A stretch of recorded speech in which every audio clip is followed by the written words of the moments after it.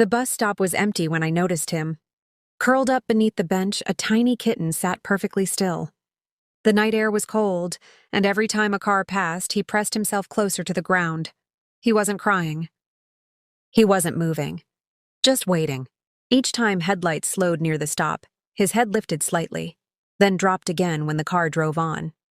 I stood there quietly for a moment and realized something painful. He wasn't lost. He was waiting for someone who wasn't coming back. I sat down slowly and stayed still. After a few seconds, he looked at me, tired eyes, no fear left. I wrapped him gently in my FourPawFriends soft blanket, and his little body relaxed instantly. His paws loosened. His breathing slowed. That bus stop wasn't shelter. It was just the last place he remembered being left. Tonight, he didn't have to wait anymore. I noticed him near the elevator door, sitting perfectly still. The metal doors opened and closed again and again. People stepped in, stepped out. Shoes passed inches from his paws. He didn't move. Each time the elevator dinged, his ears lifted slightly, then relaxed when nothing happened. Like he thought someone might come back for him, if he waited long enough. I stood to the side and watched quietly. After a moment, he turned his head toward me. Not afraid, just tired of waiting in the wrong place. I knelt down slowly and wrapped him in my FourPawFriends soft blanket. His body softened right away.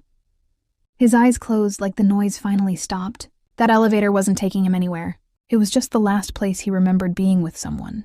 Tonight, he didn't have to wait for doors to open anymore. I saw him tucked under the park bench just before sunset. The park was emptying out. Joggers passed. Kids left with their parents. The noise slowly faded. He stayed. Curled tight against the bench leg, he barely moved. Only his eyes followed each person walking away. When the park finally went quiet, he stood up and stretched once, like he had been holding himself small all day. I sat down a few feet away and waited. He didn't run. He didn't cry.